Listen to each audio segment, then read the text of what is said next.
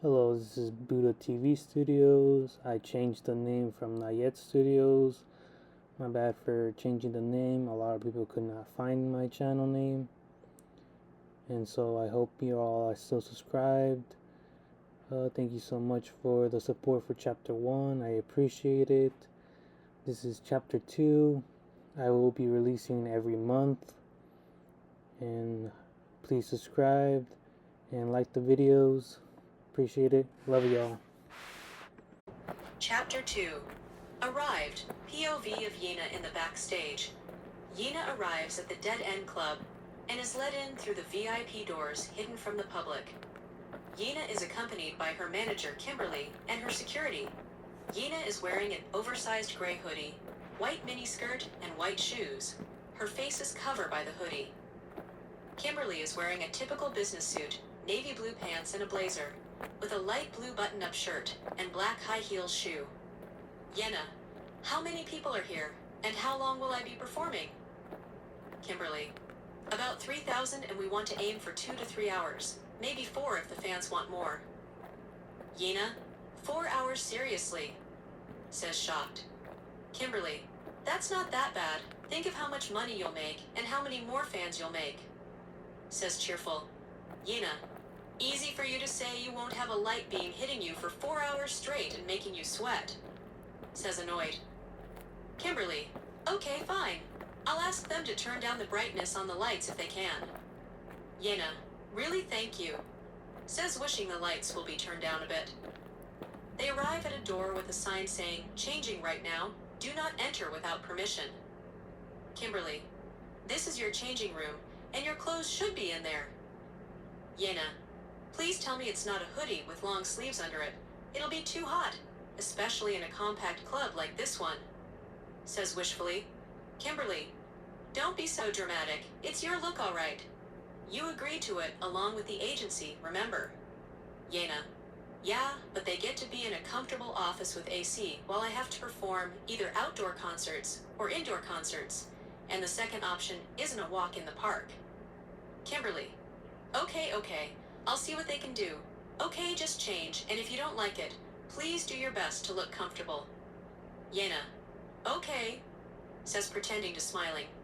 Kimberly, such a two-face. Yena enters her changing room with her hairstylist and makeup artist. Kim waits outside for Yena after 20 minutes. Yena comes out wearing a baby blue cap hat, black crop sweater, white sports bar, black sweatpants, and baby blue shoes. Her hair is pigtail and along with bangs, a look of cinder or tomboy. Yena looks beautiful. Everyone loves her style of tomboy and girl bend, and she shows Kimberly the outfit. Yena, do I have to wear this cap hat with pigtails? And this sweater too. It's going to be hot on stage. This is the only outfit I found in the room, plus I'm going to be all sweaty, says annoyed and grossed out. Kimberly, what do you mean you look adorable? Especially the blue, it really makes your outfit pop, says impressed. Yena, did you even hear me? Kimberly, yeah, but we don't have time. Let's go, says in hurry. Kimberly and Yena start walking, being led by security to the stage. They walk through a hallway, dark with blue and purple neon lights that expand through the hallway. Yena, can I at least throw my hat at my fans? You know how other celebs throw their clothing as a way of exciting the fans? Says hoping Kimberly says yes. Kimberly, of course, and by the way, they said the AC will be on, and lights are a bit turned down, so don't worry about the stage getting hot, okay? Yena, oh, thank you so much, you're the best manager. Thank you, Kim, says happy and smiling. Kimberly, you're welcome, says smiling. Yena, also, can I take off my sweater and dance with my sports bar showing? Kimberly, sure, you are of age. After all, you might catch someone's eye, says hinting at love. Yena, oh my god, stop. You know the agency won't let me date just anyone, they need to approve it first, says bittersweet. Kimberly, I know, but it's fun to think about it, says smiling. Yena, right. Hey, by the way, which song am I going to start with? Kimberly, I think the usual from less popular to more popular. but many of your fans here like the songs when you were part of NIPS. Yenna, I can sing those I thought I couldn't. Kimberly, of course you can. You still own them, well, part of it, but it's not a big deal. You won't be facing legal problems. Yenna, all right then, let's do this. With those songs I can perform longer then, says excited. Security, this is the entrance leading to the backstage. Opens doors. Kimberly and Yenna go in and are greeted by the bald stage manager. The stage manager wears a black shirt, and on the back says Manager Crew. The backstage is lit by orange and yellow neon lights, and a couple of normal lights, and the backstage crew have black shirts, and on the back says crew indicating they work backstage. And in front, everyone alongside equipment boxes is a giant black curtain, and going past the curtain is the stage and the people waiting for Yenna. Stage manager. Hi, I'm Elliot. I'm the stage manager, says while holding out his hand. Kimberly. Hi, Kimberly, Yenna's manager, says smiling and holds out her hand to shake Elliot. Yenna. Hi, I'm Yenna. Holds out her hand to shake Elliot. Elliot. Wow, you look great, says impressed. Yenna. Thanks, I like the baby blue. It really makes it pop, says smiling. Kimberly, side-eyeing her, looking quizzical. Elliot. You're not wrong, it looks really good. But before I forget, we did turn down the lights, turn up the AC, and we will open the windows and doors so it won't be so hot, okay? Yenna. Yes, thank you so much, says thankful and smiling. Elliot. Also, if there's a problem, what sign do you want it to be? Yenna. I guess this. Lifts her left hand, places her hand on her face, sticks out her middle and index fingers like a peace sign, and does a scissors motion twice. Since I'm right-handed, I'll use my left if there's a problem. Elliot. Great, sounds good. Let me get my assistant to give your mic all right. Please wait here if you need anything, please ask. Yenna. Okay, thanks. Kimberly. Thanks, and water please. Elliot. You got it. Elliot walks away to find his assistant. Kimberly.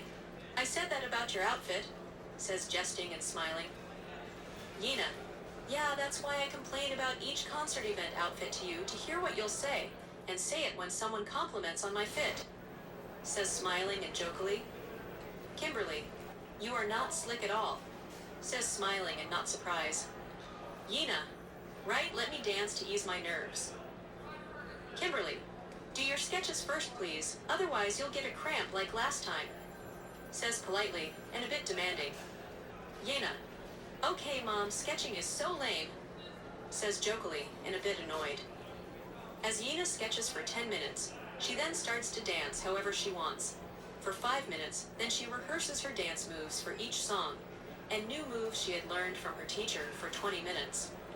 As Yenna is easing down her nerves, the assistant manager comes and greets them. She's wearing a black shirt on the back, says assistant manager Crew. Assistant manager. Hi, I'm Elenia, the assistant manager, says smiling and holding out her hand. Kimberly. Hi, I'm Kimberly, Yenna's manager, says smiling and sticking out her hand to shake Elenia hand. Elenia looks confused at Yenna dancing. Is she almost done? I have her mic piece. Kimberly. Yes, let me call her. Yenna, the assistant, is here. Yenna stops dancing. Coming. Elenia. Right, the mic is going to be on your ear. Let me put it on, says while showing the mic piece, a clear plastic thing. Yenna. Thank God, better than holding a mic and dancing with it. Feels super uncomfortable. Elenia places the mic on Yenna's right ear. Elenia. All right, all done. Does it feel comfortable? Yenna. No, it feels fine. Wait, let me dance for a bit and shake my head. Yenna dances, and shakes her head in a circle to see if the mic piece falls off. Elenia. Well, how does it feel? Says smiling. Yenna. Wow, all good, I don't even feel it in my ear, says impressed and excited. Elenia. Good, I also have another thing to give you. Elenia opens an equipment box, and inside has fireworks, and Elenia hands over one to Yenna. Elenia. Here it's fireworks, says smiling. Kimberly. Wait, are those fireworks? Says concerned. Elenia. They're indoor fireworks like sparks, they won't shoot out, says Resurgence. Yena, are you sure? Says Nervous. Elenia, don't worry, we have pyro experts here, and we made sure to buy indoor fireworks and have them tested. Kimberly, well, sounds like you did take the proper precaution, says a bit relieved. But what matters is Yena's safety. Yena, you don't have to use them if you're not comfortable. Yena, okay, well, doesn't know if she should or shouldn't. Elenia, listen, you can always let your fans know they arrived late, or tell them you felt unsafe, and I'm sure your fans will understand, says to ease Yena worry. Yena, looks at Elenia's eyes and makes eye contact with her for a second. Okay, sure, let's do it. Kimberly, are you sure, Yena? Says concern. Yena, come on, Kim, it'll be fun, right? Elenia, yes, of course, says while making eye contact with Yena. Kimberly, okay, fine, you win. Yena, yay! Says excited. Elenia, almost forgot your water. Gets the water bottles and hands one to each, makes eye contact with Yena as she holds up water bottle to her. Yena, thank you so much, I forgot about that. Grabs water bottle while making eye contact with Elenia. Kimberly, thank you. Grabs water bottle while makes eye contact with Elenia. Elenia, all right then, I'll leave you here. My manager will tell you when it's time for the show in about 20 minutes. Bye. Waves her hand at both while making eye contact. Kimberly, okay, thanks, bye. Says while making eye contact with Elenia. Yena, bye, Elenia.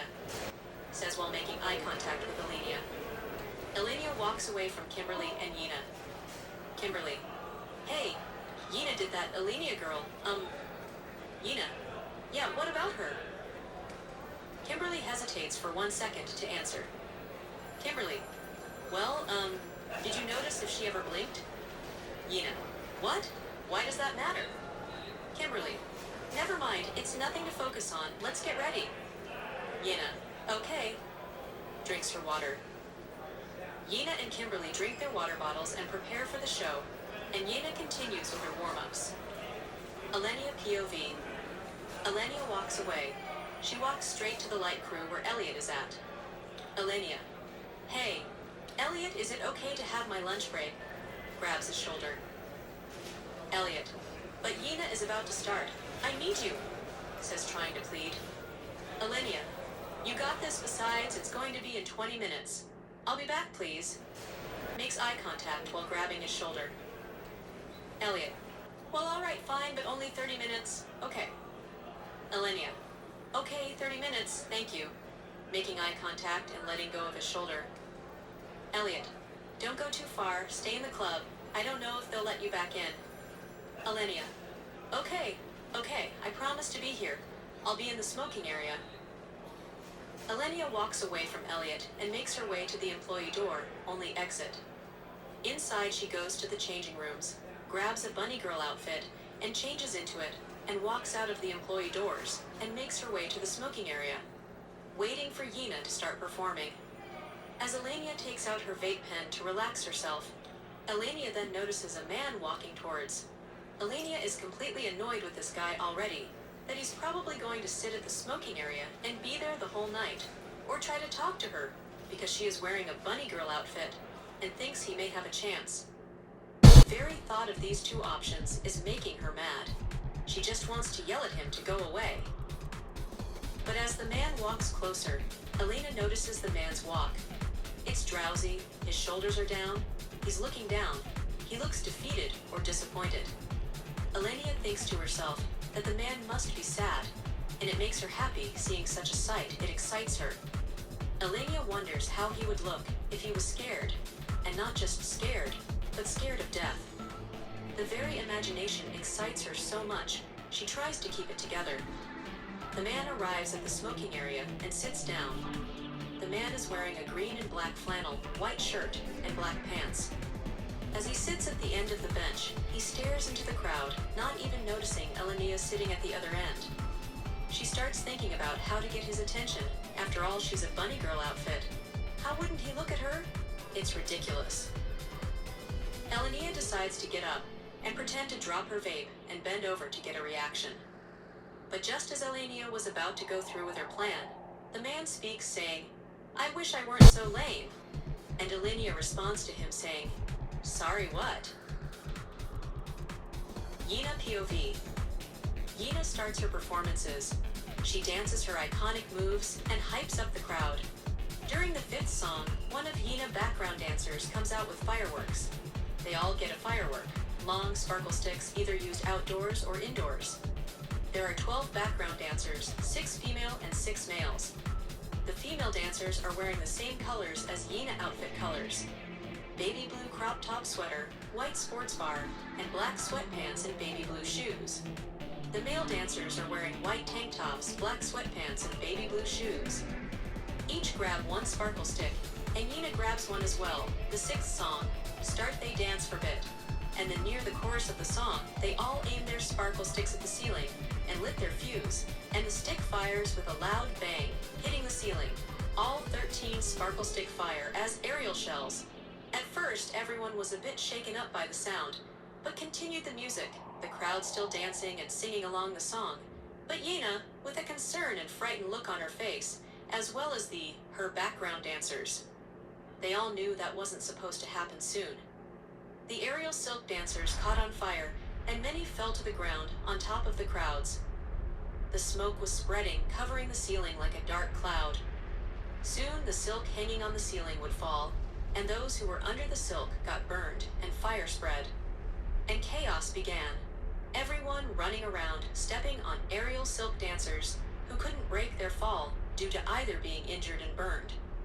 Yina and her background were in shock, but then started running to the backstage behind the black curtain.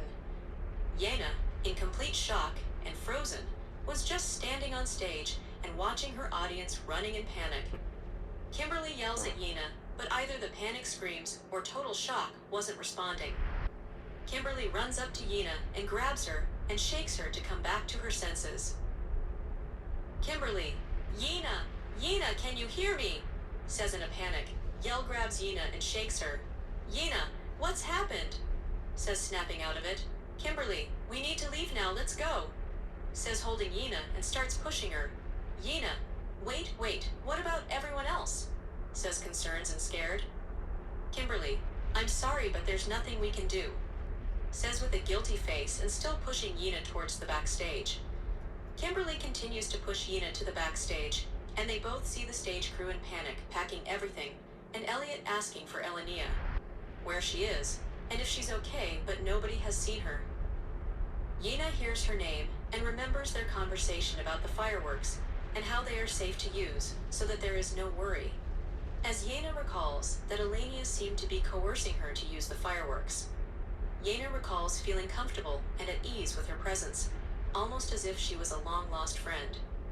Yena feels disgusted with herself, thinking how was she so deceived and stupid. As Kimberly continues to push Yena to the exit in the back for VIP, the tunnel, Yena stops and turns around to face Kimberly. "Yena, it's all my fault, I need to fix this," says guilty and teary. Kimberly, "No, right now you need to get out of here safe," says determined. Yena, "I can't just save myself and let people die because of my mistake," says guilty and teary. Kimberly, "None of this is your fault. Please, let's just go," says assuring Yena. Yena, "But it is my fault, I was tricked by that woman, you remember, right?" says crying. Kimberly, "Now's not the time for who's at fault, let's go." Yena, "I'm to blame for this," says crying and yells. Yena covers her face after she yelled. Kimberly, "Okay, I'm sorry. What are you talking about, the assistant manager, Elenia?" says too in a calming voice. Yena, "Yes, she tricked me. She assured me the fireworks are safe and nobody would get hurt," says crying, wiping her tears. Kimberly, Okay, I remember the name Elenia. I had a weird feeling about her," says to assured Yena and convinced that Elenia was a bit off. Yena, "Okay, but what about the people out there?" Points at the black curtain and many screams and be heard. Kimberly, "I don't know how we or you can help them," says guilty and sad. Yena, "What you mean, they are my fans, they will listen to me," says serious. Kimberly. Yena, I know you want to help them, but we don't even know the exits, and we don't know if they'll hear you from all their screams, and we're not sure how much time we have before we suffocate from the smoke, says Concerned. Yena, Kim, I have to try. Please let me help them, says Determined. Kimberly, fine. We need to find a security or Elliot. They may know the layout of the building. Yena, okay, thank you, Kim. Yena and Kimberly look for Elliot or security to help them save everyone. They manage to find a security guard helping the stage crew find the VIP tunnel by having glow sticks and motion them like a marshaller. Yena, excuse security, we need your help, says desperately. Security, yes, I'll escort you through the tunnel, let's go, says Motion with his hands to come with him. Yana, no, we need your help with saving everyone. Security, what? Miss, that's not part of my job description, says confused. Yena, please help me, we need to save everybody, or their blood is on your hands, says with a serious look. Security, look, I'd love to help, but what can you or I do in a situation like this? All of the security here aren't trained to handle this type of situation, says feeling guilty. Kimberly, what do you mean? Security, well, for one, even if the customers were to get to the entrance to escape or exit the security on the outside, have to check if they paid their tab. Kimberly, are you serious? Says confused and shock. Security, yes, right now most likely nobody is being let out because of that. And since me or any other security guard don't have any walkie-talkie on us to communicate. Just an app to see if the customer's card is still open or not. Yena, that's ridiculous. You know what? Forget it. Just tell me the exit that most likely don't have security guards. Security, I really don't know. Yena, please. I know you don't want to lose your job, but I can hire you as my security or whatever. But please don't let those out there die, says begging. The security guard looked at Yena and her eyes were teary.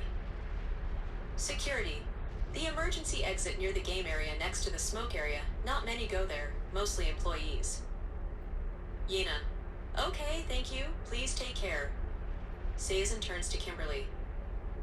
Kimberly, that's across the whole club. The only way to get people there is if we yell it out. Yana and Kimberly look at each other, both noting that they have the same idea, but need to find Elliot within all this chaos. They manage to find Elliot helping his stage crew pack as fast and the most valuable items they have. Yena, Elliot, says yelling. Elliot, who's yelling my... Gets interrupted. Yena, please help me save everyone. Please, I'm begging you, says begging. Elliot, now's not the time, we need to get out of here. Save yourself. Yena, how can I save myself and let people die even if I do? I'll be seen as trash in the public eye, which I might as well be dead. Elliot, look, I don't know how this happened. Okay, it's nobody's fault, it's just a mistake. Yena, no, you're wrong, your assistant manager was behind this. Elenia. Elliot, what do you mean? Says confused. Kimberly, she's not wrong, she was the one who said the fireworks are safe, and that there are safety measures in case, but nobody expected this. Elliot, fuck, man. Okay, yeah, she was the one with the idea, but she probably made a mistake. Kimberly, are you serious? Elliot, well, you know she brought them and... Gets interrupted. Yena, see, she is behind this. She knew this would happen. Elliot, but I've known her for 2 years, and I feel like I've known her for... Gets interrupted. Yena, like she was a long-lost friend, right? Elliot, yeah, exactly, how did you know? Yena, because that's how I felt when I met her. I was charmed and comforted, and she deceives us all. Elliot, God, says in shock. She really did plan for this. Yena, we need to save everyone. Please help me turn on my mic piece. Elliot, all right, get to the stage. I'll turn it on and I'll give you the signal once it's on. Yena, thank you. Kimberly, if it gets too dangerous, or if it's not working, we're leaving okay. Your life matters just as much as theirs. All right, Yena, says staring Yena, eye dead serious. Yena, okay, I get it. Yina and Kimberly make their way to the black curtain, hearing the screams of people trying to escape. Yina gets to the curtain but hesitates. The screams are so heartbreaking and terrifying, it almost seems unreal, like something you would read when approaching the gates of hell. Kimberly assures Yina, "You got this," with a smile trying to hide her fear with it, as best she could. Yena realizes this and pulls the curtain back and walks on stage.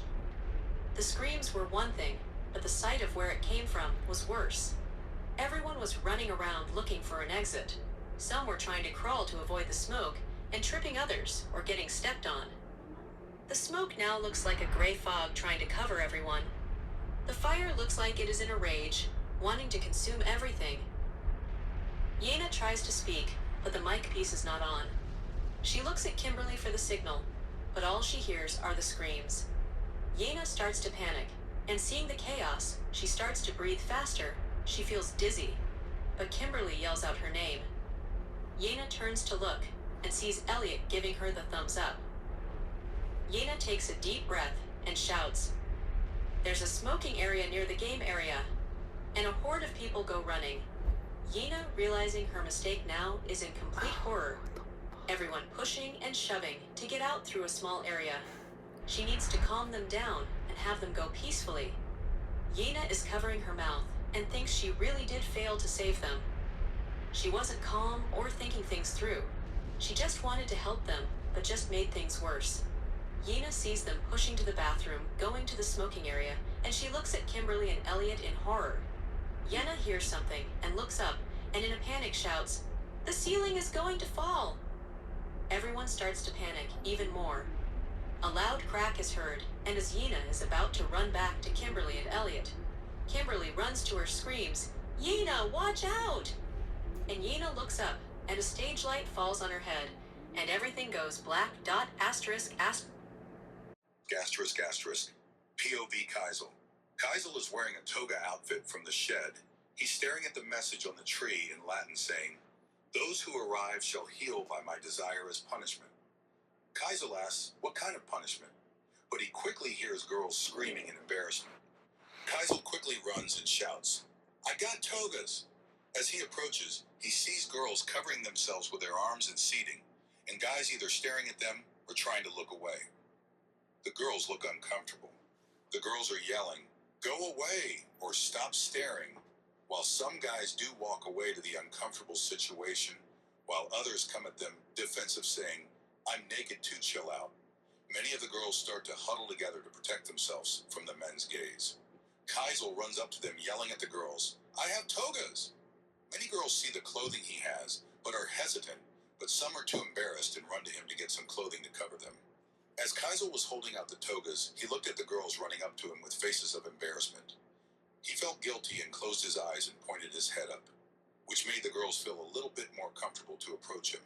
And as more girls got up to run to him, some guys yelled, "Damn, shake that!" or "Nice melons!" and laugh at the girls already angry and teary. Some guys defended them, saying, "Yo, back off," or "Don't be creepy," which caused a little altercation. Many girls surrounded Kaisel, still holding out toga and trying his absolute best not to get his brick up. The girls grabbed togas until there was one left, which many girls were despite and saddened by the news. Kaisel, still pointing his head up and eyes closed, said to them, "Don't worry, there's more in that shed." Which one girl said, "What shed?" Kaisel said, "Let me show you." Kaisel turns around, still pointing his head up. Once his back is facing the girls, Kaisel faces forward and points at the shed. Many girls who now have put on their toga and girls who are still nude have Kaisel lead the way to the shed. The guys who were harassing the girls still nude see Kaisel with the girls, which caused confrontation with the girls, stopping the girls and Kaisel towards the shed, and started calling them creeps, and the guys taking an aggressive approach saying, "You're the ones showing us the goods," and the girls firing back with, "Fuck you, you losers." One man steps up and he has brown hair, a bowl cut with fringe at the front, and hazel brown eyes and a lean cut nude body. He said, "Everyone calm down. Look, we all woke up in a strange place and we are naked, which is a scary and vulnerable situation. Some cover their genitals, others are arms crossed, not really showing shame. While some girls have togas, others are nude, hiding behind the clothed girls. The brown-haired, hazel, brown-eyed man continued, "Let's do this. The girls will get the clothes with that black-haired guy, and the rest of us will wait, okay? After all, there are still some who haven't woken up yet." One big guy, 6 feet tall, body of a football player and bald-headed, speaks up saying, "Why should we listen to you?" Clearly just wanting to show off his broad shoulders and big chest. The brown hair and hazel brown eyes man says. Hazel brown eyes guy, "Hi, my name is Lemuel. What's yours?" says peaceful and cheerful and holding up his hand. "Oscar." "Oscar," says in an intimating voice and posture and refusing to shake Lemuel's hand. Lemuel, "Okay, nice to meet you, Oscar." Doesn't shake hands with Oscar. "Guess it's weird to shake hands with another man when both of us are nude," says smiling and jokingly, and a couple of people laugh at this comment. Oscar, "Yeah, that's why I just want to get dressed." Still trying to show off his chest and arms. Lemuel, "Look, Oscar, I'm letting my girlfriend get clothes first because she feels safe and comfortable clothed, and look, I'm okay with it," says comforting. Oscar, "I don't care," says intimating and serious. Random guy yells, "Yeah, bet you never had a girlfriend." Many of the douche guys laugh at this comment. Lemuel, "Okay, well, if you must know, she's my girlfriend." Points at a wavy black hair girl.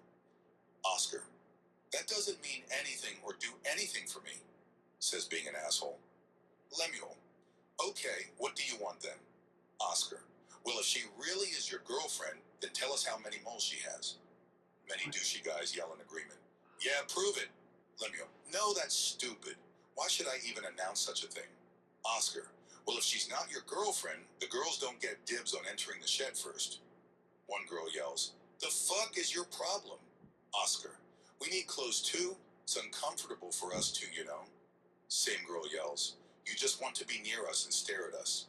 Oscar, "You think we like being like this?" Points at himself. Everyone yell at each other, and Lemuel speaks up.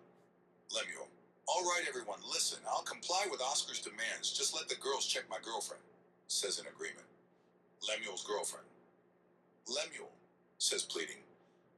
Lemuel, "It'll be okay, Elise. I promise," says smiling. The girls circle Elise, making sure none of the guys can see her, and call out to Lemuel how many moles Elise has on her back. Lemuel answers 5 on her upper back and 2 on her lower back. One girl yells, "Yeah," confirms it, and gives a sense of trust towards Lemuel. But Oscar wanted Lemuel to fail to have his way. Elise goes up to Lemuel, hugging him, a bit shaken and a bit angry. Lemuel says to everyone, "Net, Lemuel.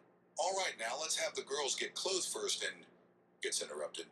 Oscar, "Who said you were in charge after a minor test?" says, trying to be intimidating. Lemuel, "Look, we're all scared and nervous, especially the girls. Just let them get clothed first, please," says for Oscar to agree. Oscar, "I don't care. I'm going," starts walking toward the shed. Everyone yells at him to "ugly muscle freak" and "go fuck himself," which angers Oscar more, and behind him his little minions firing back with "you want to fight" and "shut bitch."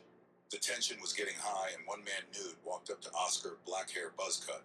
The man was fit, not tall like Oscar, but pretty built like Oscar. He didn't say anything to Oscar. Instead, Oscar said, "Oscar, what you want to take me on?" says ready to fight. Silence for a couple seconds. Oscar cocks back his right shoulder and arm, swinging towards the man. He dodges by stepping back 1 foot and steps forward with a straight right. Oscar is caught off guard, backs up and leans forward for a straight left. The man dodges going to the left and throwing a right hook, putting Oscar on his ass on the ground. The man stands over Oscar, intimating him and looking at Lemuel, saying, "Ladies first, right." That's when Kaiser recognized him and calls out his name, Gio. And Gio saying, "Oh shit, asterisk, you're here too," in a happy way. Lemuel speaks to everyone once more. Lemuel, "So, ladies first, and you, what's your name?" Points at Kaiser. Kesio. Me, Kaiser. Lemuel, "Can you please lead the girls to the shed?" Kaiser, Sure if they're okay with it." Many girls nod in agreement, but one douchey minion yells, "Why does he get to go?" Lemuel, "Because he found the shed and was kind enough to grab togas for everyone. Is there any more reason?" says in a commanding tone, fed up with the douchey minions. Geo, you'll just let him go with the girls. He's just getting clothes for everyone. The douchey minions submit and back off, and other guys alongside Geo stay near them to keep them away from the girls. Kaizo leads the girls to the shed. They see a ton of toga folded neatly and also see the description of salvete at the back of the shed. One girl asks, "What does that mean?" And Kaizo responds, "It means welcome," but says it in an unpleasant tone. Kaizo and the girls return with togas and give out to girls first and then the guys, even Oscar and his douchey minions. Lemuel announces that there are still people who haven't awoken yet and should be ready to give them toga once they wake up. But if it's girls, guys should announce it and let a girl know and leave. And once they make sure there is no one sleeping, a whistle is signed to return to the shed and gather. Everyone nods in agreement, so everyone goes around looking for people who are still sleeping. Kaizel and Geo meet up happy to see each other. Geo, "Yo, what's up, bro?" Fist bump. Kaizel, "Glad to see you." Fist bump. Geo, same, bro. I wasn't sure if there was going to be someone here I know," says Relief. Kaizel, "Yeah, honestly, really glad you're here. I don't know if anyone would have stood up to that douchebag," says Happy in Relief. Geo, "For real, I woke up, heard yelling, and walked over, saw the commotion, and the douchebag was pissing me off and just had to knock him on his ass," says Confident. Kaizel, "Yeah, I wasn't sure if anyone was going to stand up to him after all. A man that becomes brave when he senses another man's fear, and everyone who was against him was afraid, even me." Geo, "Bro, you could have decked him, just aim for the chin. After all, he was more muscle, he wasn't going to move fast, bro was just trying to dick measure everyone for no reason." Both laugh. Kaizel, "Yeah, you're right, thanks, bro," says Thankful. Geo, "For real, but let me ask you something. Do you remember what happened before we got here? We were at the Dead End Club, right? But after that, I don't remember anything," says trying to remember. Kaizel, "Hey, we should talk about this later. We should help out the others before they shame us for not helping," says changing the subject. Geo, "All right, bet," says putting his hand down. Kaizel, "Are you good?" Geo, "Yeah, I'm good. Let's go." Geo and Kaizel start walking and searching and hearing the group yell, "Girl here," communicating with each other. Everyone is grouped up, searching thoroughly the green grass, witnessing the clear blue sky and the giant tree. It was like spring weather or summer weather, but it was beautiful. Kaizel thinks about what happened before. At the club, they might have been crushed by the ceiling, but at the same time, maybe not. It could have been a dream or UFO abduction that saved them, but that doesn't explain anything. Kaizel decides to keep it to himself and not question what happened so he wouldn't cause panic. Kaizel notices at the corner of his eye a body he looks to inspect, and to his surprise, it's Autumn. She's nude and still sleeping. Kaizel feels guilty to look at her in her current state and yells, "Girl here!" and waves at two girls running over towards him. Geo and Kaizel continue walking while Geo asks, "Hey, Geo, who was it? You look shocked."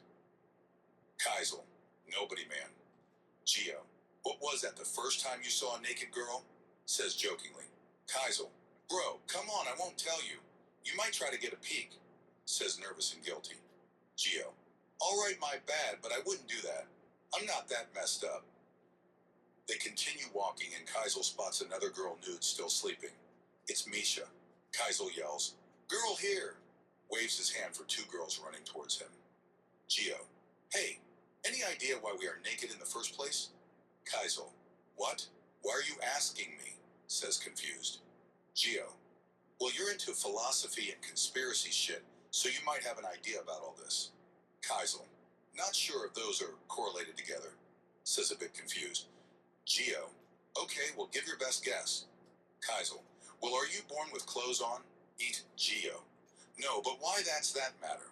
Kaizel, "Well, my guess on why we woke up naked is either innocence or humiliation." Tito, "Okay, so what about these togas just laying in the shed?" Kaizel, "Honestly, it's weird how they were laying there. Pretty sure someone left them there, but why?" And my best guess for the togas is this. They were worn for high status for special events like weddings or games. So this must be a special event or something. Geo, "Damn, you gather that much just by seeing around you? I would have never guessed that," says impressed. Kaizel, I watched the VidTube channel How to Beat Horror talks about how to beat horror movies. Good stuff to know in case of a horror movie scenario situation and to pay attention to little details and how to survive in them, says proudly. Geo. Okay, never mind, not impressed anymore. Please don't tell a girl about your info. She won't respect you after, says jokingly. Kaisel. Oh, come on, you are such a jerk, man. Both laugh and still continue walking. Geo spots a body. Geo. Yo, I see someone. Geo starts to run. And Kaisel. Hey, wait up. Kaisel runs to follow Geo. They arrive at the body. Geo. Oh shit, is that? Kaisel. It really is. Geo and Kaisel say it at the same time. Chris. Chris was laying nude. Both were glad to see him. Geo. Can't believe he's here too, says Happy. Kaisel. For real, if he's here, maybe the others are here too, says hopefully. Geo. Hey, boy here, calling the girls with togas. The two girls come over and meet up with Geo and Kaisel. The girls see the boy's body and throw a toga over his genitals, and all four of them wait till Chris wakes up. Geo calls out Chris' name. Chris's eyes start to twitch, and slowly they open. Chris sees Geo and Kaisel standing on his right side. In Chris. Sup cuties, says smiling. Geo. This fucking guy. Kaisel. Glad you're awake, bro, says relieved. Chris. Damn, you two were worried for me, didn't realize you felt that way for me, says jokingly. Geo. I swear this guy. Still saying your gay shit even now, says jokingly. Chris. Ha ha ha ha, my bad bro, thanks for waking me up. Kaisel. Bro, we're just glad to see. Chris. Why? Geo. We have no idea where we are right now. Chris. What do you mean? Kaisel. Look behind you. Chris. Okay, what is? Turns around, sees a giant tree. Holy hot shh. Asterisk, asterisk. That's a big ass tree. Yo, where the fuck are we? Says surprise. Geo. Yeah, that's one weird thing. The second is, well, look down. Chris. Look down.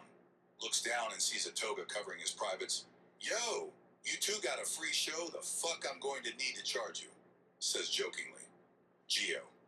Bro, there was nothing to see what you mean, says jokingly. Chris. You would know, bro, says jokingly. Geo. This fucking dude, ha ha ha, says in defeat. Everyone laughs and Chris notices the two girls by his left side. One has light brown wavy hair, amber eyes, and the other one dark brown, straight hair, blue eyes. So, Chris. Oh shit. My bad, I didn't mean to ignore you two. What are you names? Samantha. My name is Samantha, says smiling the one with light brown wavy hair and amber eyes. Neela. My name is Neela, says smiling the one with dark brown straight hair and blue eyes. Chris. Well, hi, Samantha, and Neela, nice to meet you. But first let me change into my outfit. I usually don't present myself like this, says smiling and jokingly. Samantha and Neela laugh at his comment, and Chris puts on his toga. Samantha. Chris was it? Says smiling. Chris. Yes, ma'am. Do you two know each other? Says smiling. Samantha. Yes, sir. We've known each other for 5 years. And you guys, how long have you known each other? Says smiling. Chris. Well, this guy is Geo. I've known him since high school. Geo. Sup? Niall. You're the one who beat up the douchebag, right? Chris. What? You beat up someone? Geo. Yeah. Long story, bro. Chris. Alright. Tell me later. And this guy is Kaisel. I met him after high school. We've known each other for about a year, right? Kaisel. Yeah, about a year. Both girls say hi to Geo and Kaisel, but Kaisel notices they said his name faster than Geo, even though his name is shorter, and the whole conversation has given Kaisel the message of him being the fifth wheel, and it's his cue to leave. Kaisel. I'm going on ahead, alright? Geo. You sure, bro? Chris. Yeah, bro. Chill for a bit. Kaisel looks at the girls, giving him the look of leave now, particularly screaming at him to leave. Kaisel. It's okay, guys. Just want to explore more. You know. Geo. Alright, bro. Chris. Bet, bro, don't get lost, says jokingly. Everyone laughs, even the girls. Kaisel. Alright, guys. See y'all later. Kaisel walks alone, but before he takes off, he grabs one toga clothing just in case he finds someone. Kaisel thinks about the conversation that Chris and the girls they immediately liked within one sentence. Kaisel is envious of Chris, and they even like Gio despite him not talking at all. Just because he was able to deck some guy in the face, Kaisel wishes he could be more like that. As Kaisel walks, he notices the landscape seems to be unbothered, like no human activity for quite a while due to the shed being covered by grass, and wonders if the person or people who left the togas will return because it all seems set up, but why? In the message on the tree, those who arrive shall heal by my desire as punishment. What could it mean in using Latin too? It all seems odd in the fact that they were just at the Dead End Club, and once the ceiling fell, everything went black and waking up here. Kaisel thinks all this while walking with his right hand on his chin, his left hand holding a toga cloth. As he continues walking, in the corner of his right eye sees a body of a girl. Kaisel calls the others about 60 feet away from Gio, Chris, and the girls. They started walking towards him. Kaisel looks away but hears a noise coming from her. Kaisel hears a sigh and looks at the girl sitting upright. Kaisel turns, panics, and throws the toga at the girl and looks away, saying, "Kaisel, don't get up. Please don't get up," says embarrassed. The toga lands on her head and she takes it off and looks at the man looking away from her and the four people walking towards her and the man right in front of her. A cold breeze comes and the girl feels the cold, looks down, and realizes she is naked and screams. Yana, you pervert, get away, says embarrassed and gets up still nude and kicks Kaisel. Kaisel falls and hits his face on the ground. "Hey, stop, put on your toga, please," says on the ground, turning his head to look at her and yells at her. Yana, "Stop looking at me," says angry, embarrassed, trying to cover herself with the toga. Kaisel, "I'm sorry, please just put on your toga," says turning his head around and feeling sorry. Yana, "You better not look," says Tyrion serious. Chris and Gio arrive with the two girls, and the Samatha and Niall realize the girl is Yana the idol and run up to her excited. Samath, "Oh my god, it's Yana! It really is Yana!" "You know, Niall, you're right, she's so cute up close." Gio and Chris talk to Kaisel, who's on the ground. Chris, "Ha ha ha, you good, bro," says laughing. Kaisel, "Yeah, bro." Gio, "Bro, it was funny how you fell on the ground. You literally ate shit, ha ha ha," says laughing. Kaisel, "Thanks, guys," says a bit embarrassed. Gio, "We're playing man here, let me help you up," says sticking his hand to help Kaisel. Kaisel, "Thanks, bro," grabs Gio hand. Gio helps Kaisel get up, and the girls cover Yana in order to put on her toga. Samatha, "I love your dances. Is it true you come up with them on your own?" says excited with her hands holding together. Niall, "Yeah, and do you write your own songs too?" says excited with hands holding together. Yana, yeah, for the most part." Samantha, "Really? So you have your producer help you write?" says confused, still holding Niall hands. Yana, "Yeah, he's been helping me since my solo debut." Niall, "So was Love You Like a Hurricane and Mama Bear were written by you?" says confused, still holding hands Samantha. Yana, "Yeah, both I written them." As Samatha and Neil talk in excitement, Yana looks at Kaisel making eye contact. Yana, "What you want prevent," says angry. Everyone looks at Kaisel.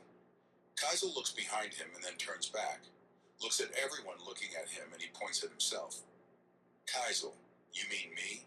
says confused. Yana, "Who else, you pervert?" says angry.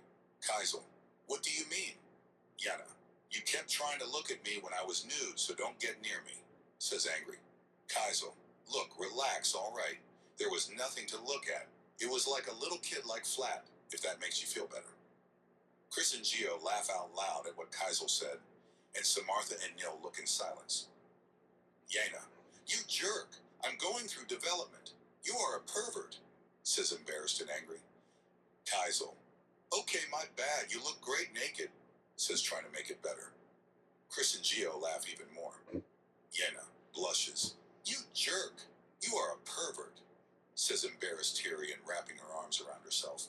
Kaisel, "Okay, I'm sorry. You look better with clothes on," says desperately to fix things. Chris and Gio are still laughing. Yana, "Leave me alone, you perv." Still blushing, turns around angry and teary. Simartha, going to make her cry. Kaisel, okay, I'm sorry. Please don't cry. Chris and Gio try to stop laughing to save Kaisel. Chris, all right, forgive my friend. He means well. Please forgive him. Gio, yeah, he'll say whatever is on his mind, but he means well, promise. The tension seemed to ease a little, which made everyone feel a little better. They hear whistling coming from the direction of where the shed is at. The sign to return the five of them head back and explain to Yana and Chris what's happened. They arrive at the group gathering, and some are staring at the tree that's bigger than Sequoia by being 10-mile wide. And 50 meters high, all branches at the very top and the bottom looks like it was shaven. Kaisel and the five look up at what everyone was staring at, and it was the written inscription. Ki venerin sanabun desiderio meo. Chris, yo, what does that mean? Kaisel, it means those who arrive shall heal by my desire as punishment. Gio, okay, what does that mean? Kaisel, that I don't know. Everyone whispered to one another, trying to figure out what it could mean. Everyone gathers. The women wear togas similar to a short dress, and the men wear toga-like shorts. And until Lemuel climbs up the shed and speaks to everyone.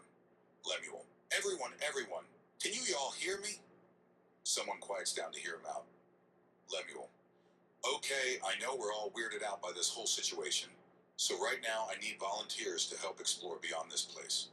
We can decide I won't force anyone, but we need more information before we make any risky decision. Everyone agrees. Lemuel, great, we'll start today or tomorrow. Let's vote on the right hand with your hand and finger spread for today, and for tomorrow left hand with the thumbs up. Someone in the crowd yells, who's going to lead the group? And, are you going with them? Many yell, yeah. Lemuel, okay everyone. The crowd quiets down.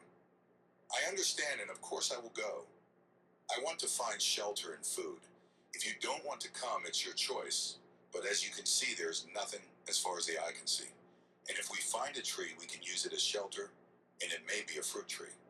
I'm not trying to die from starvation or the elements. Everyone rethink. Lemuel, okay, let's put it to a vote, but to be clear, let's go in a small group, that way we don't forget someone or someone gets lost. Okay. Everyone nods and agrees. Lemuel, great right hand spread to look today, and left hand with thumbs up for tomorrow. Kaisel thinks about what Lemuel wants to do, that it's a bad and good plan for one. We need information, but we have no way of marking in case we get lost. No guarantee if there is any fruit, and if it looks edible, it could be poisonous. There's a high chance of dying from the elements by exploring and using energy. Besides, there are signs people have been here before who may or may not come back, so the odds are 50-50. Kaisel thinks all this while having his left hand to his face, kind of like the thinker. Lemuel, okay, who wants to go today? Raise your right hand. Kaisel tells Gio and Chris to raise their left hand instead, as well as the girls. They ask why, but all Kaisel says, please just do it. Lots of people raise their right hand spread. Lemuel, okay, now left your hand, thumbs up for tomorrow. Even more people raise their left hand for tomorrow.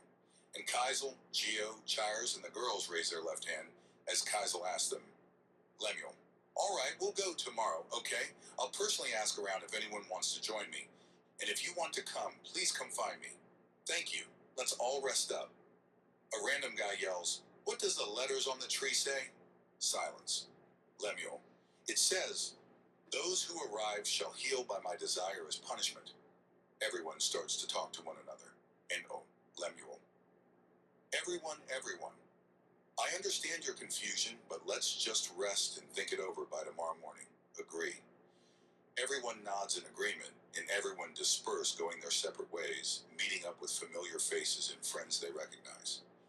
Lemuel climbs down from the shed. Kaisel is relieved they are not going today. Chris asks Kaisel why voted for not going today. Chris, yo Kaisel, what you thinking?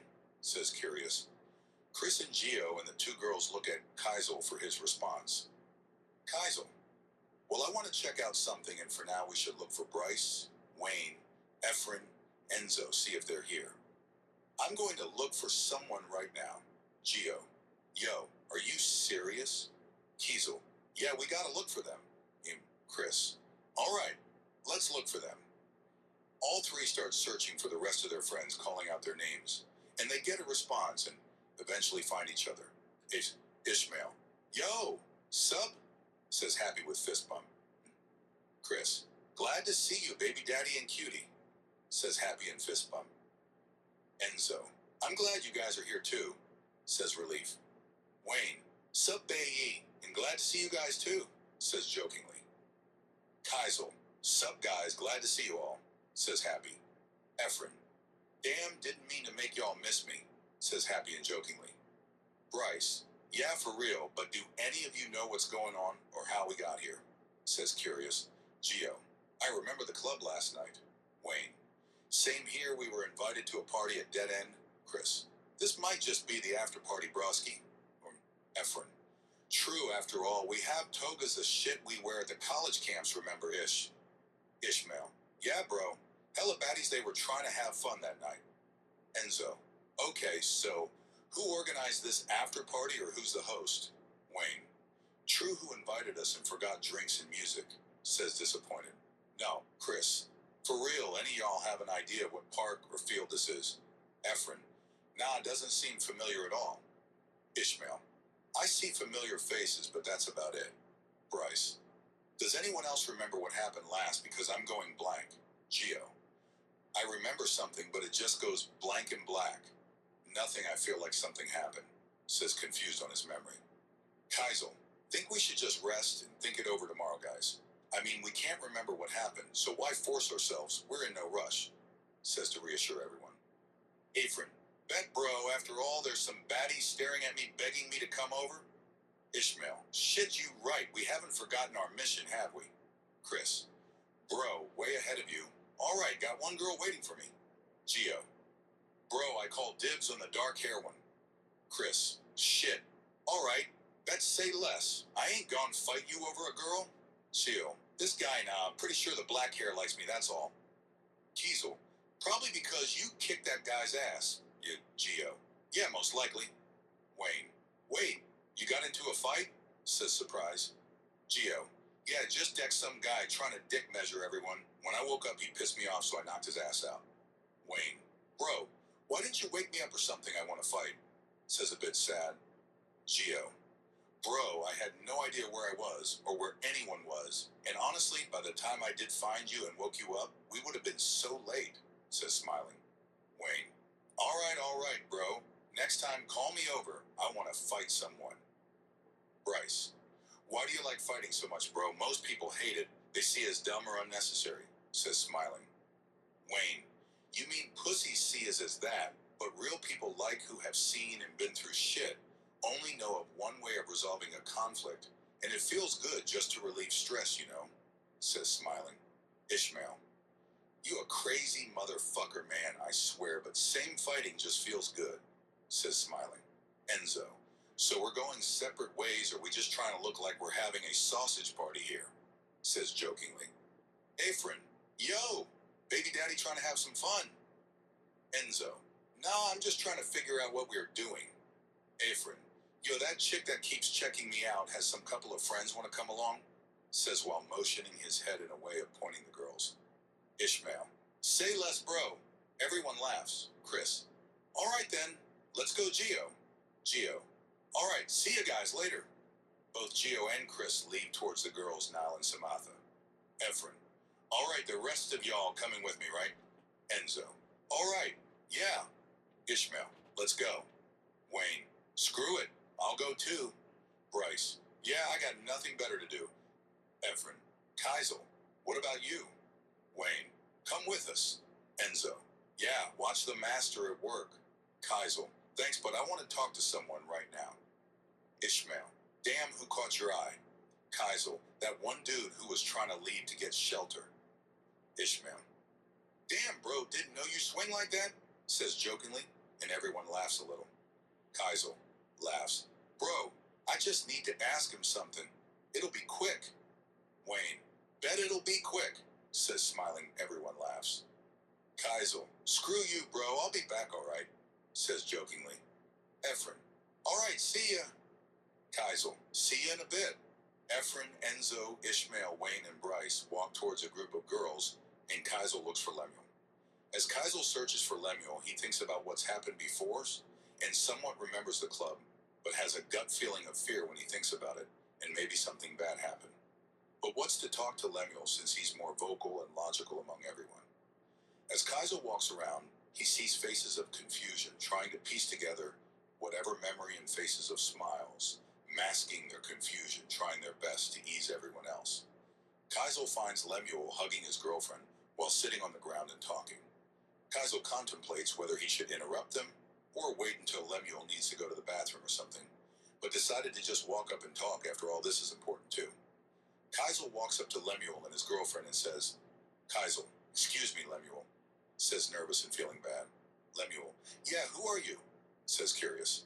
Kaisel, my name is Kaisel. Lemuel, oh right, I remember you. You're the one who found the shed and the togas, right? Says grateful. Kaisel, yeah, says surprised Lemuel remembers. Lemuel, thank you so much, I appreciate it, and my girlfriend does too, says thankful. Elise, yeah, thank you, says thankful. Lemuel, honestly, we should all thank you after all. If you didn't tell or share them, those creeps would have just been staring the whole time, says to show his appreciation. Kaisel, thanks, but I don't like being on the spot, says nervous. Lemuel, oh, okay, understandable. Well, what do you need? Kaisel, right. Well, can we talk more privately, away from everyone and anyone? Says trying to hint this important. Lemuel, okay, sure. Kaisel and Lemuel walk towards the shed and walk beyond it about 20 feet away from the tree, and everyone and 10 feet away from the shed. Kaisel talks to Lemuel about the inscription on the tree, and so far what Kaisel has gathered so far, being and observing. Kaisel, so how much Latin do you know? Asks curious. Lemuel, pretty good. Why? Says curious. Kaisel, good because I don't want anyone to hear or understand us. Lemuel, why is there something wrong? Says worry. Kaisel, okay, listen. Sai starts speaking in Latin. Tell me what you remember. Tell me everything. Says stares at Lemuel serious. Lemuel, okay, sighs and speaks in Latin. Before I say, I first asked my girlfriend the same question. She remembered we were at the club listening to Yena perform, and suddenly my girlfriend had a blurry image of the event. She just remembers fire, but doesn't know why. Kaisel, a fire, wait. Suddenly Kaisel remembers Elenia, her wicked smile, and getting stabbed. I remember now, says scared and shocked, grabbing his head with his left hand. Lemuel, what do you remember? Says shocked to see Kaisel's reaction. Kaisel, well, Kaisel contemplates on what exactly he can say. There was a fire, smoke, screams. Everyone ran to get to safety, hoping Lemuel doesn't panic. Lemuel, I thought as much, says knowing something. Kaisel, what do you mean? Says curious. Lemuel, Kaisel have to promise me no matter what, because what I'm about to tell you, you can't nobody promise me, says staring Kaisel, dead serious, intimating. Kaisel, okay, sure I won't tell anyone, says a little scared. Lemuel, okay, good. What I remember was me and Elise waiting for Yena to perform. Once she started, everyone went crazy, started dancing to her music and singing by the sixth song. They brought out fireworks. Everyone was hyped about that. And Yena and her dancers fired the fireworks and it caught on fire. The ceiling, everyone knew something was wrong once the smoke and fire spread, and that's when panic set in.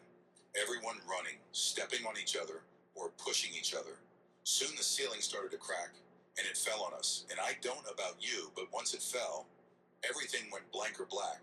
And I arrived here just like you and everyone else. Kaisel, damn, god damn it, says trying to not believe it, grabbing his head with his two hands. Lemuel, yes, Kaisel, we all died, says sad. Kaisel, I know, damn it, I knew it. I just didn't want to believe it. Lemuel, that's why we can't let people remember, or for the time being, otherwise they'll go crazy. Kaisel, yeah, you're right. Pretty sure my friend wouldn't be able to handle the truth. Lemuel, why is that? Kaisel, doesn't matter. Wait, you said Yena fired the fireworks, right? The whole reasons why there was a fire, right? Says shocked. Lemuel, yes, but why do you ask? Says curious. Kaisel, Yena is here, we need to protect her. Lemuel, help me find her now, says Panic. Lemuel, holy shit. Okay, listen. We can't draw too much attention to ourselves. Okay, let's find her and tell her everything we know so far. Kaisel, then what hope everyone doesn't remember that she's the reason we are all dead. Lemuel, true, everyone is going to regain their memories soon. After all, it didn't take us long to gain them. They'll kill her immortally. Kaisel, hey, let's do this. We find her and get her away from everyone during the night. Lemuel, what? We don't have any idea what's out there. Kaisel, better to take our chances out there than hope everyone doesn't take out their fear and anger on her. Lemuel, all right, fine. Let's do it. What's your plan? Kaisel pauses for a bit. Okay, let's do this since we are going tomorrow to explore. We can hide her tonight beyond anyone's knowledge. Lemuel, bro, we're going to be way too suspicious. Says it may be ridiculous. Kaisel, I know, but how else are we going to protect her? Lemuel, fine, all right, but we may need help. Do you know anyone we can trust? Kaisel, I have friends that'll help if we get into trouble, but help hide her and tell them the truth, that's different. Lemuel, okay, guess that'll be plan B. I think we can trust my girlfriend. It'll be best if we can have a third person. Kaisel, I'll also look for someone who can help us, and I'll find Yenna and bring her here. Lemuel, all right, I'll figure out where everyone will sleep and see if there's a way to mark our way. Kaisel, sounds like a plan. Let's regroup around 7, I guess. Lemuel, sure, see you at 7. Lemuel and Kaisel walk back to Lemuel's girlfriend, Elise.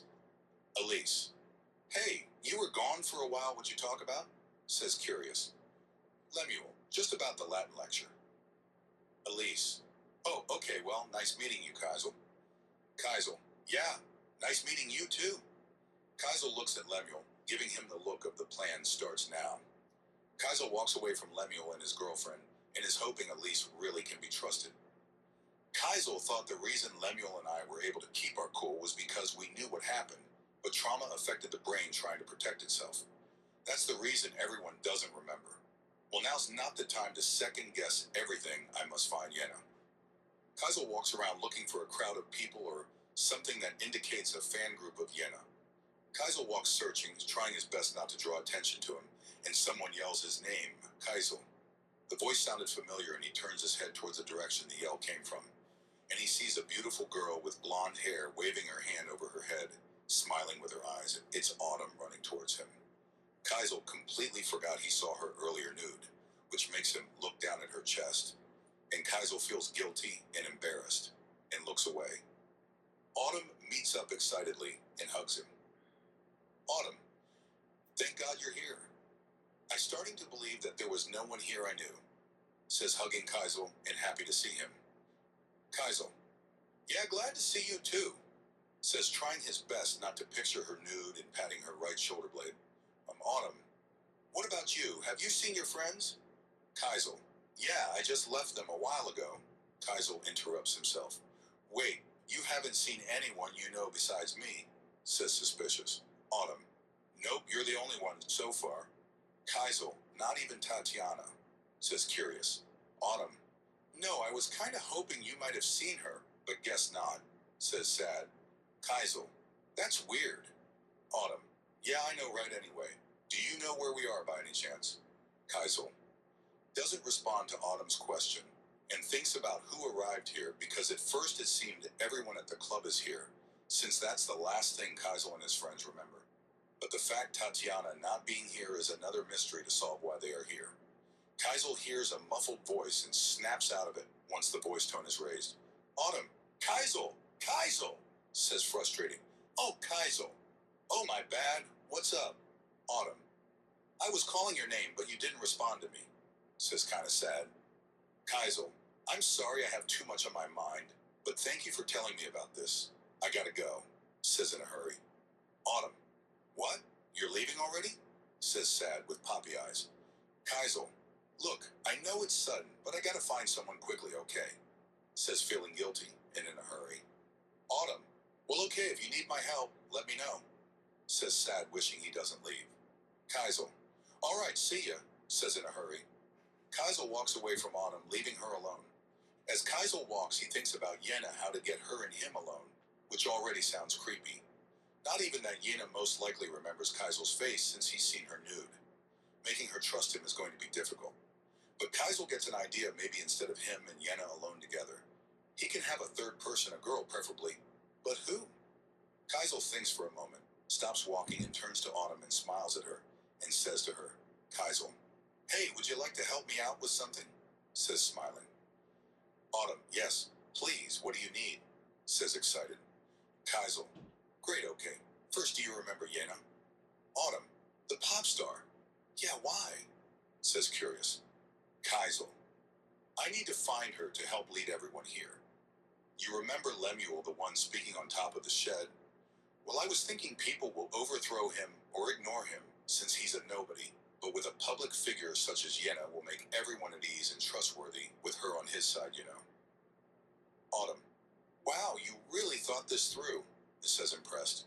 Kaisel, yeah, when you watch how to beat or how to survive videos on VidTube, it comes in handy, says bragging. Autumn, oh, you watch that cute, says jokingly. Kaisel, oh, come, let me have this one, says jokingly. Both laugh and walk together to find Yenna. They find a crowd of 30-plus girls forming around something or someone.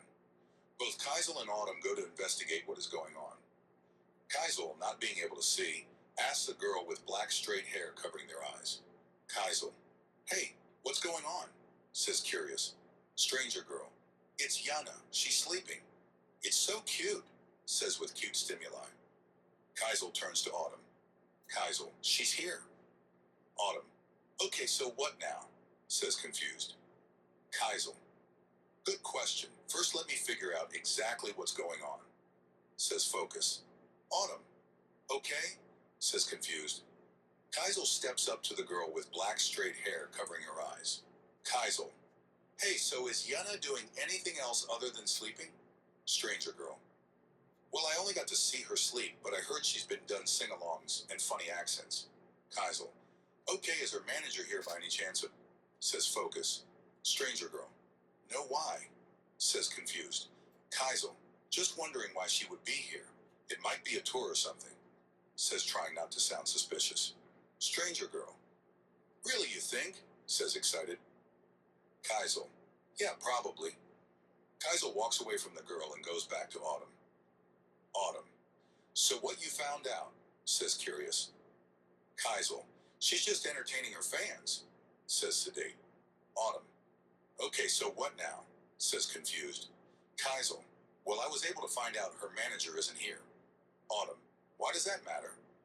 Kaisel, well, why do celebrities have managers? Autumn, to manage their schedules. Says confused.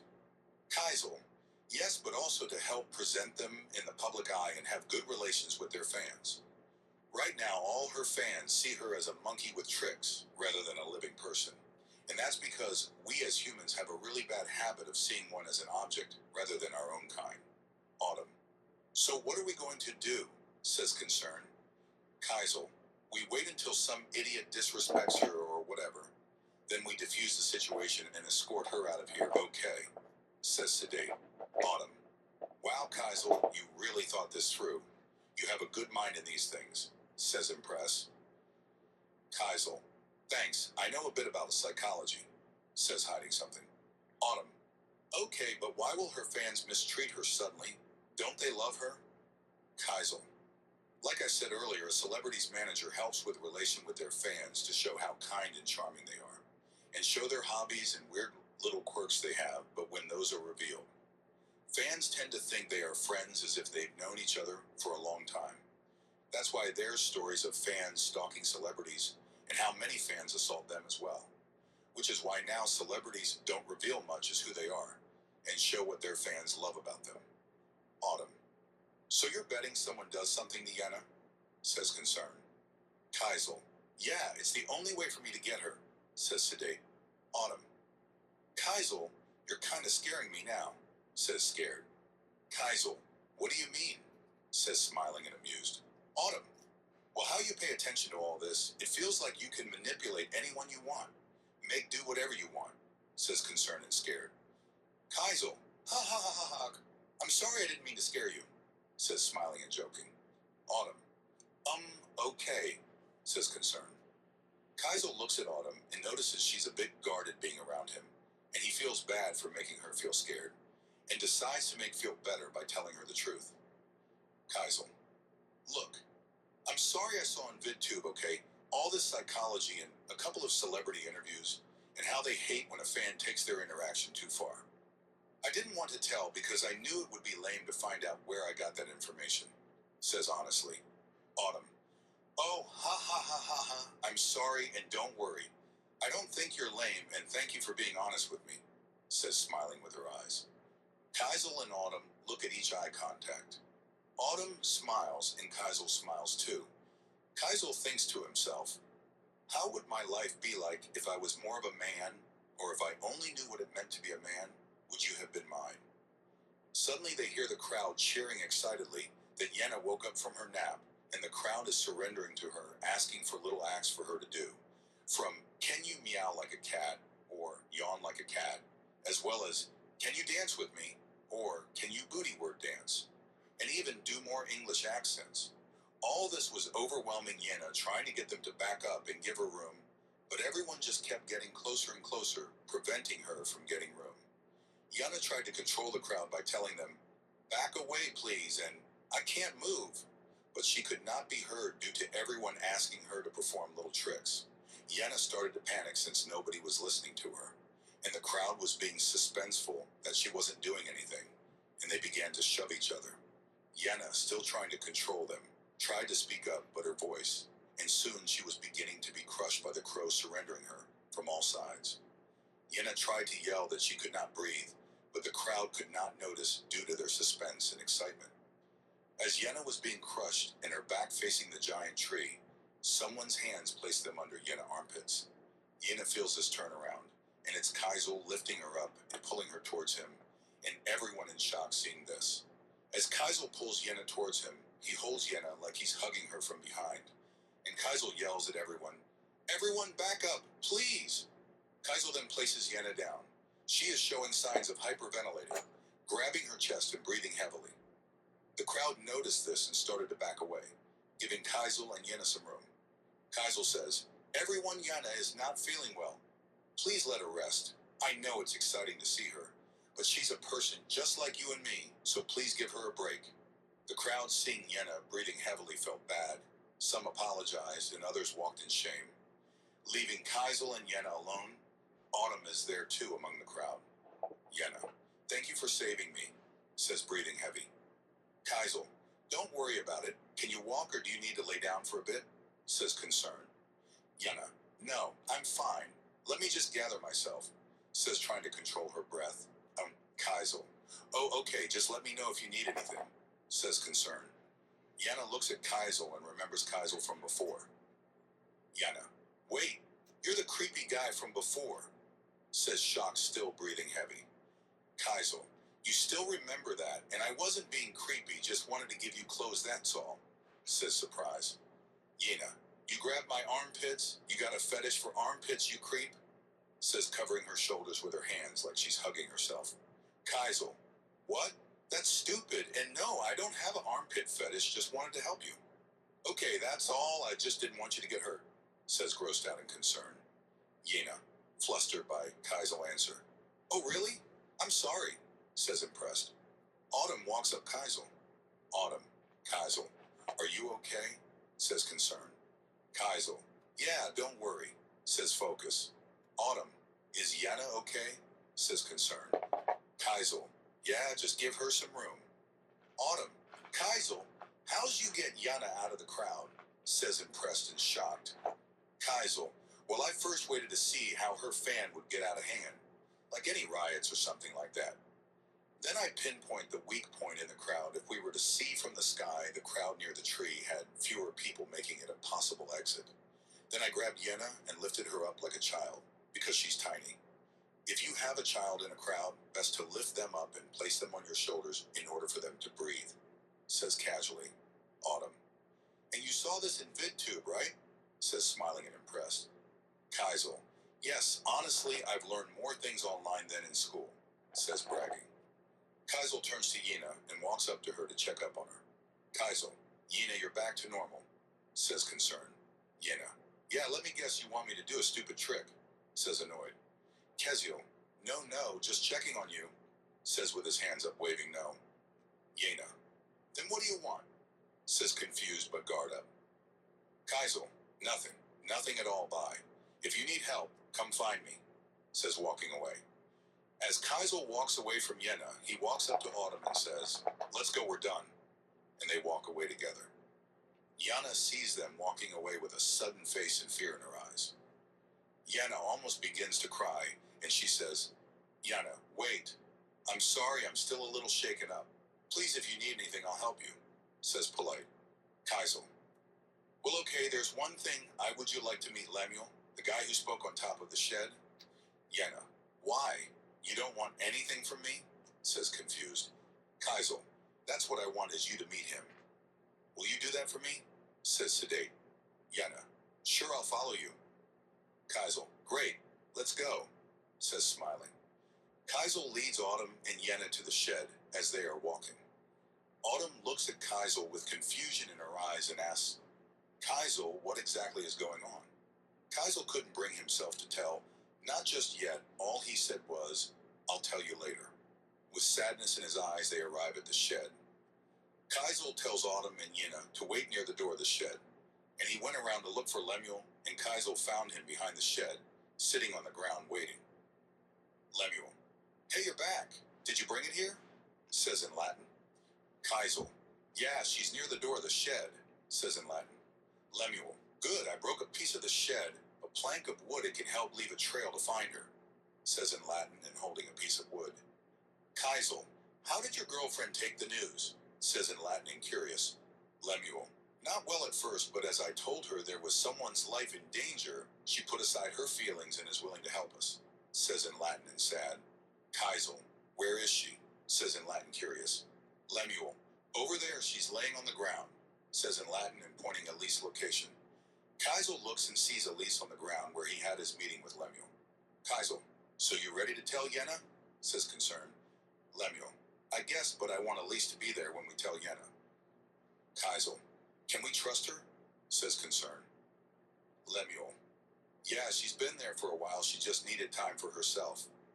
Kaisel. Okay, let me bring her. Kaisel leaves Lemuel to get Yena, and he sees her standing in front of the shed. Yena and Autumn see Kaisel coming from the right side of the shed. Yena.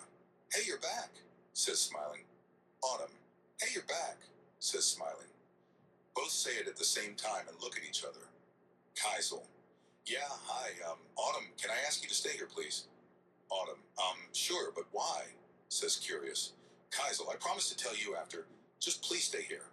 Autumn. Okay, sure, says saddened. Kaisel. Yena, please come with me. Yena. Okie dokie, says smiling. They both walk away from Autumn. They both go around the right side of the shed, and both see Lemuel still sitting on the ground. And Lemuel sees them both appear from the right side of the shed. Lemuel. Wow, you must be Yena. I'm Lemuel, says surprised and standing up. Yena. Yeah, nice to meet you. So what do you want from me? Says confused. Lemuel. It's better if we go over there. It'll be more private, says pointing at his girlfriend. Yena. Oh my God, what did you do to that girl? Says panic. Kaisel. Relax, she's alive, just in shock or whatever she does when coping right now, says sedate. Yena. Really, you're not going to do anything to me then?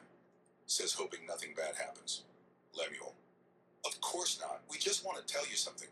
Okay, let's go. All three walk towards Elise, lying on the ground where Kaisel and Lemuel had their meeting before. Lemuel. Hey, Elise. Honey, are you good now? I brought Yena, look, says in a sweet tone. Elise. How are you not affected by all this? You're all calm, says in a sad tone, still lying on the ground. Lemuel. Everyone copes differently. I mean, look at me and Kaisel. We'll probably feel it later, just not now, says in a sad tone. Elise. You both are just cool-headed about all this. Sobs.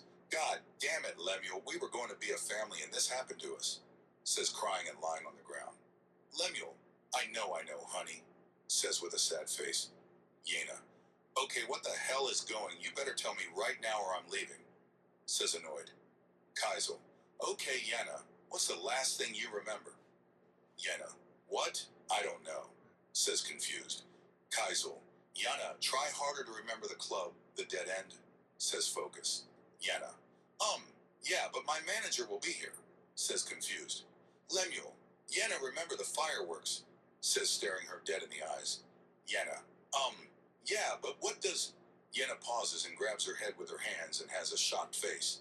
I hear the screams.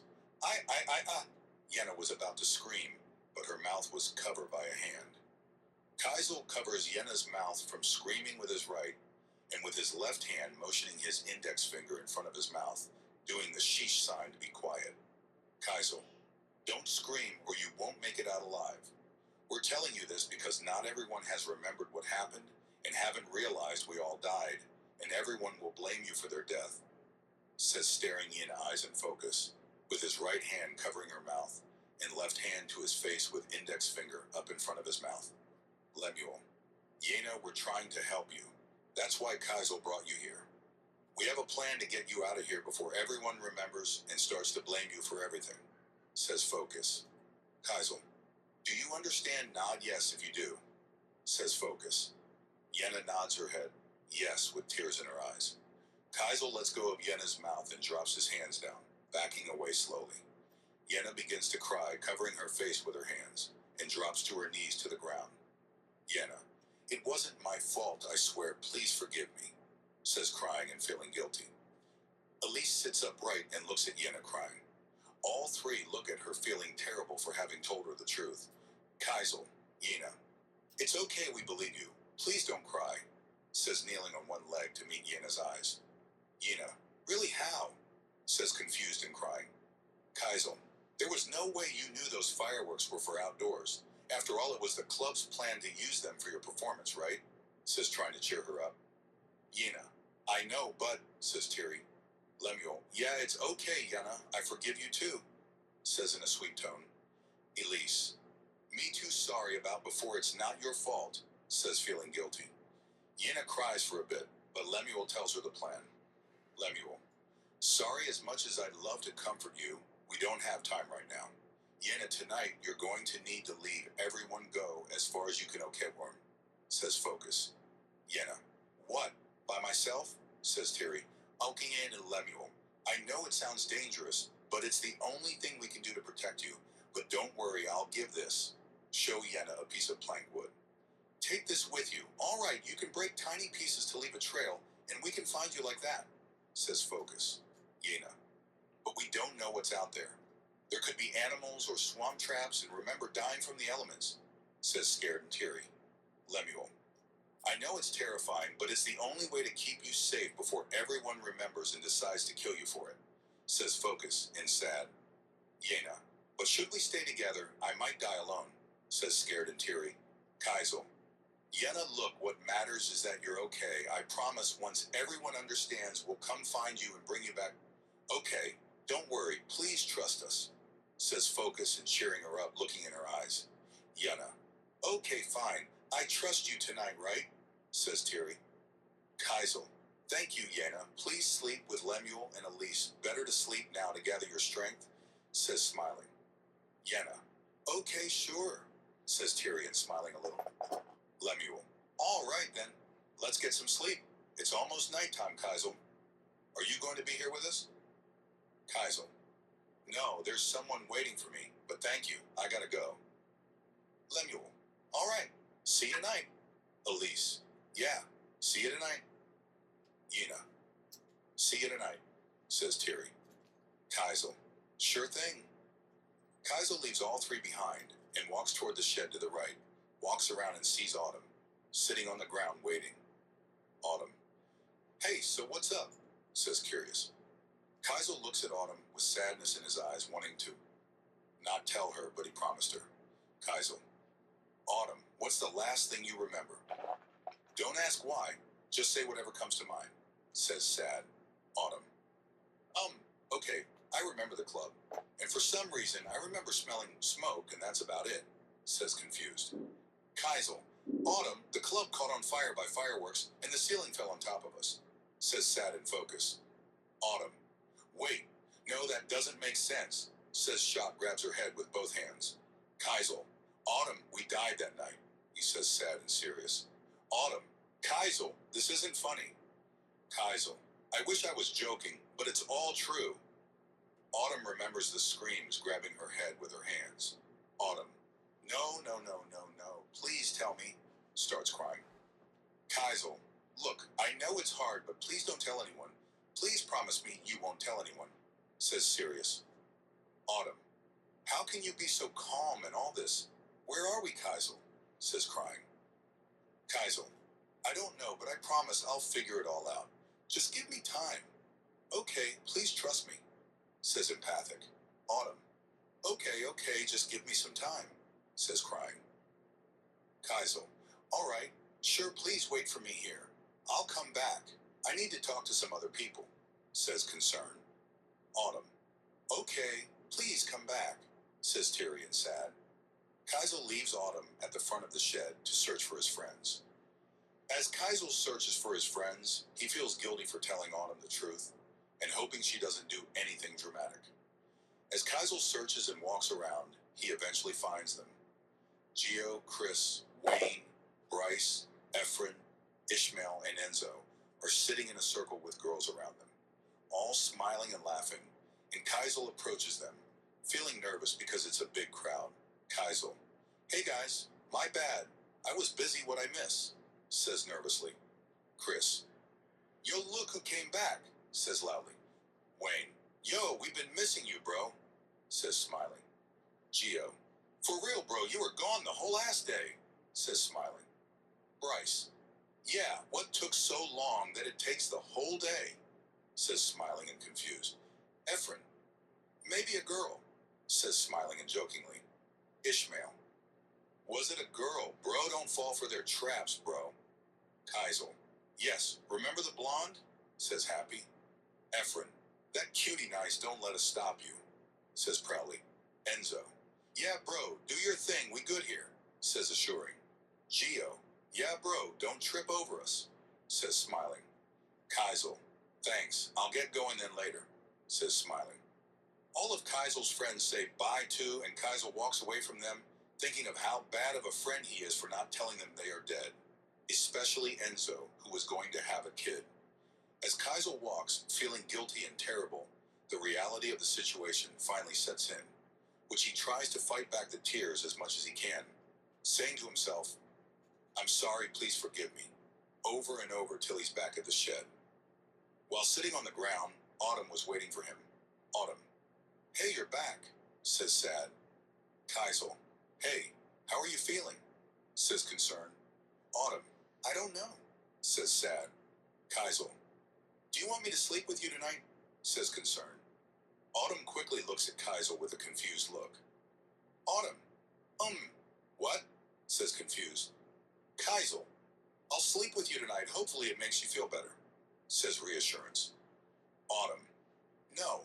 Why would you suggest that just because we're here nowhere? Says angry. Kaisel, oh, no. I wasn't suggesting anything like that. Just if you wanted comfort or company. You know what? Never mind, I'll leave, says embarrassed. Autumn, wait, you can stay, please, says feeling relief. Kaisel, okay, thanks, but if you want me to leave, I will, says nervous. Autumn, it's okay, I want you to stay, says smiling. Kaisel, okay, thanks, says feeling relief. Kaisel walks towards Autumn, still sitting on the ground. Kaisel sits next to her, and then he lays on the ground. Autumn notices and does the same. Both stare at the sky, getting darker and darker. Autumn, the sky is pretty, isn't it? Says relax. Kaisel, yeah, it is, says relax. Autumn, if we do see a shooting star, what would you wish for? Says curious. Kaisel, maybe go back in time to change things, says relax and sad. Autumn, really? Says surprise. Kaisel, yeah, what about you? What would you wish for?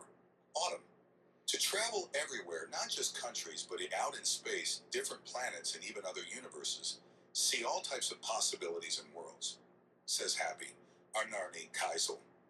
That sounds awesome, says Happy. Autumn. Right after all, I have this huge curiosity to explore the beyond, says Happy. Kaisel. Sounds great. I'd love to join you, says Happy. Autumn. You should. Is there another wish you would want? Says Curious. Kaisel. I wish I was normal, says Smiling. Autumn. Ah ha ha ha ha ha. What do you mean you're normal? Kaisel. I don't know. I just wish I could be like you and everyone else. Autumn. Kaisel, what? What do you mean? Says Confused. Kaisel. It's just that I'm not normal in many people's eyes. I don't act it or say it, which is why many avoid me or forget about me. Autumn. Kaisel. That's not true. People are dumb, that's it. Kaisel. I wish I was those people. Autumn. Kaisel, stop it. You're not weird. You are you. I like you, says Sirius. Kaisel. I wish you meant it. Autumn. Kaisel, I do mean it, says a bit angry and serious. Kaisel, that's not what you said last time. Autumn. What do you mean? Kaisel. We volunteered to clean the beach. Just the two of us arrived. No one else in our school came. It was the first time we've talked for the longest time, and I thought it was my chance to redeem myself to talk to you. But as time went on, I asked you questions about periods and ex-boyfriends, but I ended up being a weirdo and made you uncomfortable after realizing all that. I wanted to stop going ashamed of myself, so the last day I went to say goodbye to ask you what you think of me. All you said was, you're weird.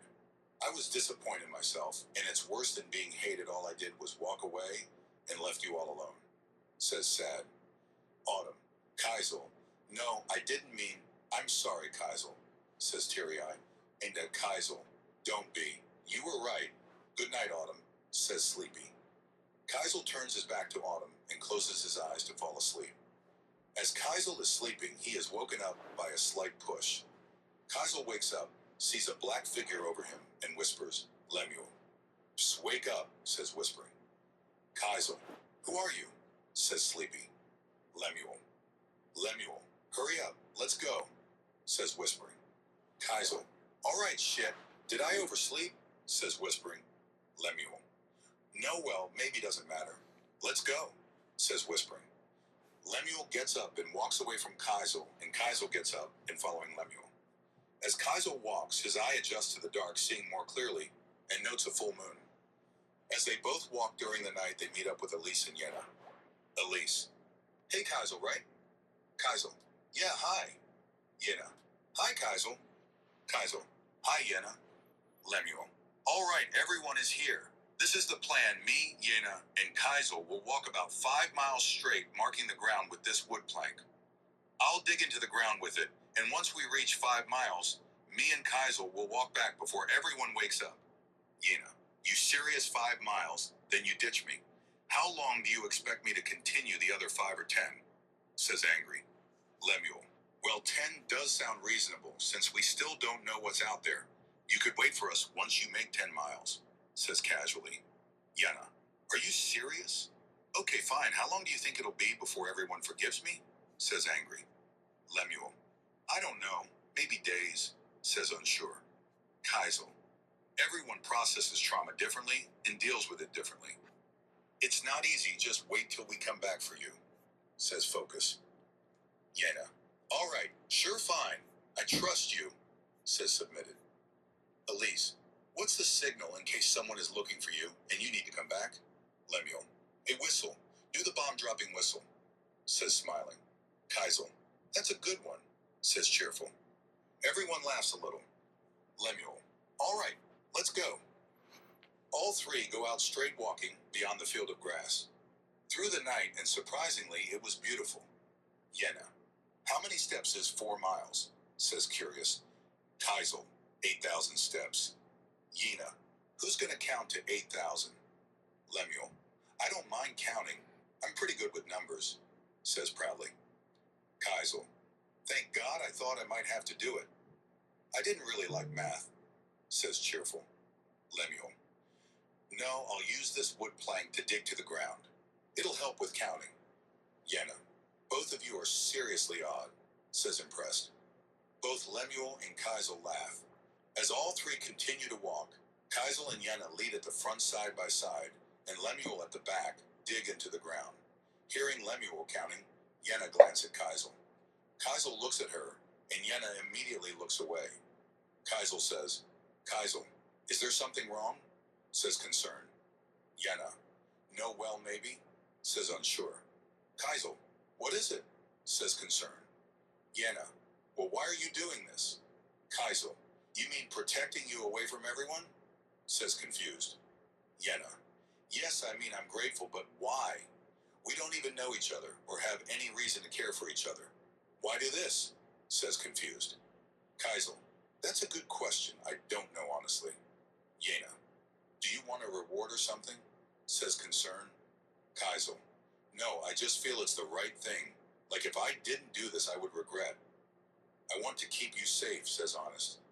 Yenna feels her heart flutter, and she begins to smile and walk with her hands behind her back holding together. Yenna, how old are you, Kaisel? Says smiling. Kaisel, 21, and you? Says casually. Yenna, I'm 19. Got any siblings? Kaisel, no, but I do have a cousin. He was like an older brother to me, says Honest. Yenna, you two are close then, says curious. Kaisel, we were, says sad. Yenna, were. What do you mean what happened? Says curious. Kaisel, we had a fight. After that we never talked to each other, says sad. Yenna, oh, I'm so sorry, says guilty. Kaisel, you're fine, says casually. Yenna, what school did you go to? Kaisel, I didn't go college, says jokingly. Yenna, oh well, what's your elementary school's name? Kaisel, I went to Adams Elementary. It was fun, I guess, says Honest. Yenna, okay, do you not like talking about your past? Says curious. Kaisel, no, it's not that. It's just that it is said that a child's life is mostly spent at school, then at home with their parents, and that's why most consider the school as a second home for the child. And that's why I said it was fun, because I feel like it would be bad if I said it sucked. It'll be the same as saying, my home sucks, says Honest. Yenna, ha ha ha ha ha ha ha. Okay, I get it. Sorry. What did you like about, or what did they teach you? Says curious. Kaisel, just the basics. But one thing I remember was this sub-teacher having a serious talk with the whole class. He said, when you fall in love, don't ever hit them, because those who hurt their loved one are cowards, says reminiscent. Yenna, sounds like a good teacher. Not many teach things like that, trying their best to avoid it, or pretend it doesn't. Kaisel, true. I wonder if that's why problems will never be solved, and why victims of such things run back, because that's all they know, says sad. Yenna, wow, I never thought of it like that, says surprised. Kaisel, oh my bad, I forgot to ask about you. What was your elementary like? Says to fix the conversation. Yenna, oh thank you, well my elementary was... Muffle sounds. Yenna continues talking, but Kaisel starts to think about a memory of the sub-teacher calling those who beat their loved ones cowards. They are the bum boyfriend, the gold digger, the asshole, the scumbag, the bitch, and the cheater. Whether they hit their lover or not, the victims still run back to them. It seems the world admires such people. They are loved more than genuine kind relationships we see in movies or books.